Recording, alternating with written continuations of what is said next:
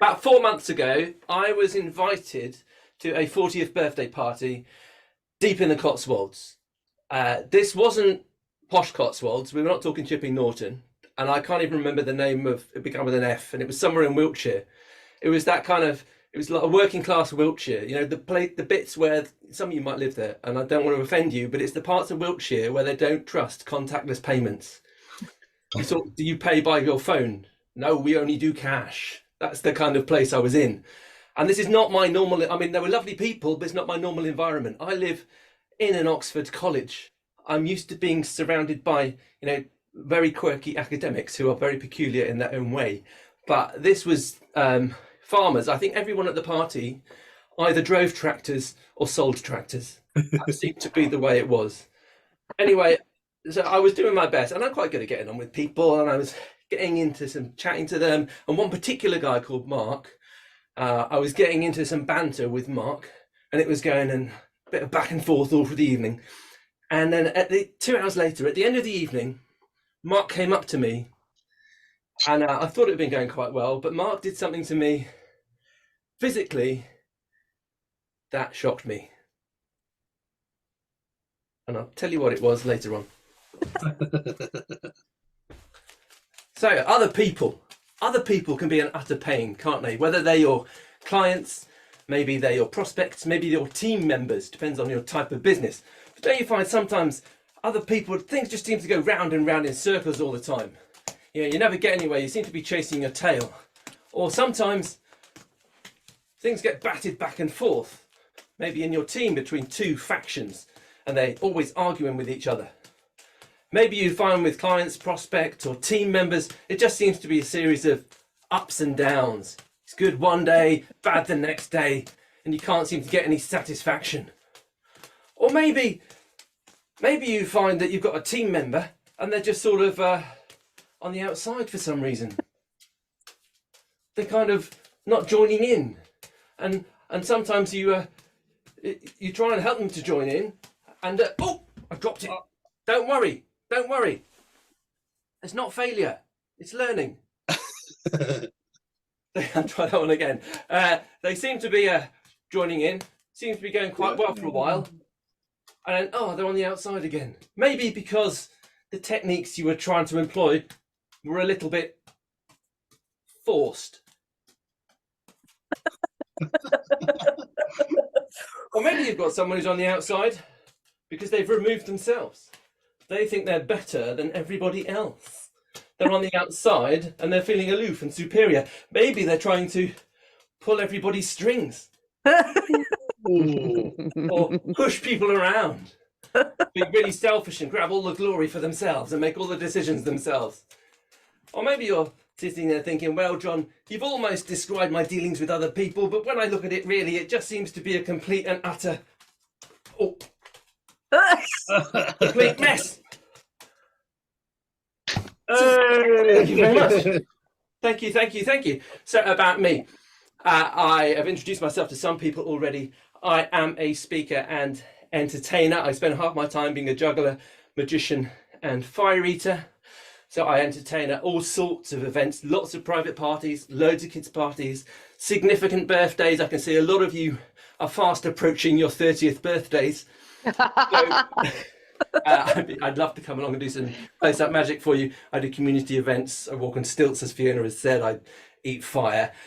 And then I spend the other half of my time being a speaker, a trainer, a coach, and helping to run teams and organizations.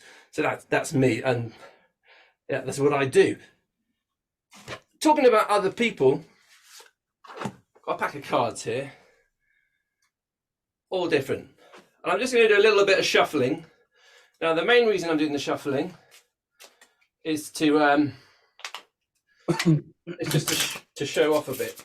That's the main reason I'm doing it. Here you go. Here's some fancy shuffles for you. But I'd also like to talk about shuffling because, some of you might know this, because I know some of you are self-professed geeks, and I'm sure some of you watch QI. This was on QI a few years back. When you shuffle a pack of cards, I don't know if you know this, there will never have been a pack of cards in that particular order ever before. And there never will be ever again. And does anyone know the number of possible combinations of 52 cards? Anybody? No, it's too early in the morning. Yeah. It's called 52 factorial, which is written 52 exclamation mark. And what that means is 52 multiplied by 51 multiplied by 50 times 49 times 48 all the way down to 1. And the answer is, where's the accountant? Oh no, I forgot. Accountants can't do maths. I've discovered this. It's roughly 8 with 67 zeros after it. It's such a big number, it's never going to be repeated. And the reason I like talking about that in the context of people is each of us, each of you, have had more than 52 influences in your life. Way more. Even when you're in the womb, whether your mum ate chocolate cake before she ate olives will affect what your preference is dietary-wise later on in life. And then you're born. You're all born in different hospitals, you have different childhoods, different siblings, different education, relationships. It compounds,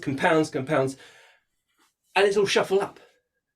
So we're all completely unique. Now, that's important to remember when you're working with people, because the people you're working with will be unique. I've got some rope here. I'm going to simplify this a little bit. I've got 3 bits of rope. There you go, a short one, a medium one, and a long one. You can't quite see the whole of the long one on the screen, but hopefully you can see the rest of them.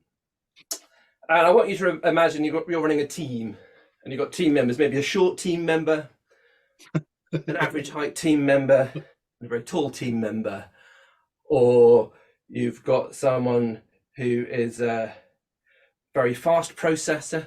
You've got someone who needs a normal amount of time to think about stuff, and then you've got a long processor who sort of gets the answer a week later. And there's nothing wrong with being different, it's just different. You need to remember that as a team leader. Maybe you've got someone with a long attention span, can focus on detail for a long time. Again, I'm talking probably to the accountants. Then you've got someone with a normal attention span, and then someone with a short attention span who can't focus on anything. Pete. Yeah. Back in the room, Pete. Thank you. But the thing is, as team leaders, what we've got to remember is everyone is different.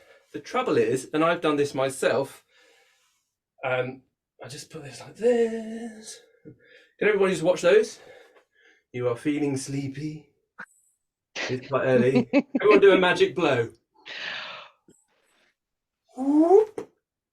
Even though we know everybody is different, and everyone it starts from a different place when they're thinking about stuff. Everyone has their own map of the world. We tend to assume they're all the same.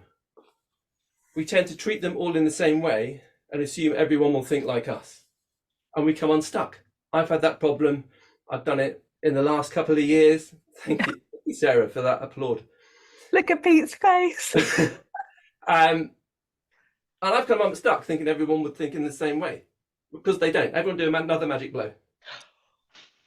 We have to remember that everybody thinks in completely different ways and starts from different places. Oh, dude! I've only just started, Pete. Watch me cut off someone's head. I've stopped doing that. It was really bad for the police check. So what's the answer? Well, I think the answer is my magic formula. I would, because I came up with it. And here's my magic formula. This is my high-tech slides. Here you go. Move, attune, give, inspire, and connect. Move, attune, give, inspire, and connect. And this is like an audit you can do of your personal relationships, your business relationships, anyone you're talking to. And if I was doing a longer speech, or I was doing coaching one-to-one or training, then I'd go through all of those in detail, and you can look at particular relationships and sort of do a deep dive into each one of those and do an audit on your relationships and see how they can improve. But what I want to do now is to focus on these two: attune and give.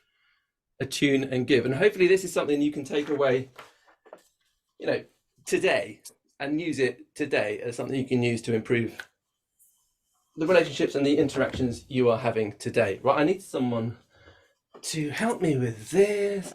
Who should we have? If you needed a volunteer, I need a volunteer. Probably not someone I've met before. Marina, you're new, aren't you? I can't see Marina. Marina, would you help me? Yeah, yeah, sure. Yeah. Are you able to spotlight Marina as well as me? No. Let's have a go. Let's see. I know that you're very tech savvy, and Laura or Sarah will. Oh, Look at that. we have a That's round of me applause saying for no. Marina, please. I've not. No, Marina, have you met me before? Sorry if I've forgotten you. I haven't. No. Where are you based? Devon. Devon. Oh, I love Devon. So we've not met. Excellent. This is good. Now, Marina, what I'm going to try and do is I'm going to try and attune to you. Okay? So I'm just looking at you quite closely. Don't get too freaked out. Good. Right. I've got a pack of cards. I'm going to keep this in view. Okay. I'm looking at you. Right. I'm going to turn around. I've just got to do this secretly so you can't see.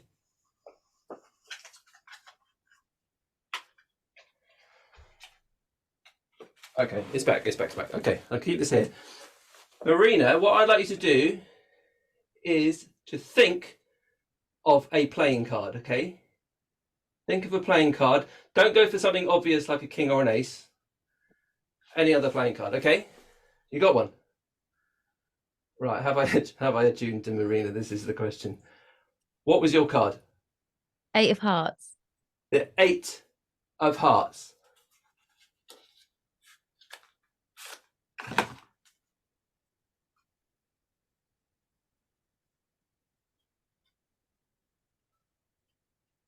One card turned over. Dude. Give Marina a clap. Brilliant. We're all giving you a headache now. I'm sorry about that. You can unspotlight Marina now unless she wants to stay being seen by everybody. Oh, she's gone. Excellent. Thank you very much, Marina, for your help. Now, attune it. When you learn to attune and to give, it can appear like mind reading. You know, I attuned to Marina, and then I gave her the thing that matched what was in her head. And when you can attune to people in your team, whether they're your prospects, your clients, your team members, and then be generous to them and give them what they need, you will create wow moments that people will remember you, people will want to work with you more, people want to pay you more money. And that's what you're after, isn't it? And what we're going to talk about in the breakout room is how the methods you can use to attune to people. I mean, spending time with people, asking them questions, taking an interest.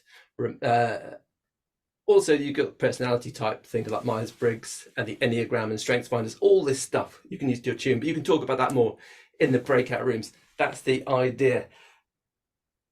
What happened with me and the Wiltshire Farmer? I will tell you. And that you may have twigged this already, but the reason I was invited to this 40th birthday was to be a magician. Close-up magic around the people there. So I was doing card tricks to everyone all night. And this guy, often you get when you're doing close-up magic, there'll be someone in the group, and I'm sure you've experienced this, who's like an alpha male, silverback type, who thinks they are the leader. A bit like Pete in this group. And you'll find sometimes you get a bit of job for position as you come in and they're like, am I going to give permission for the magician to sort of take control of the group that I'm normally the person in charge? So this was Mark. He was the kind of guy. So the banter was going on.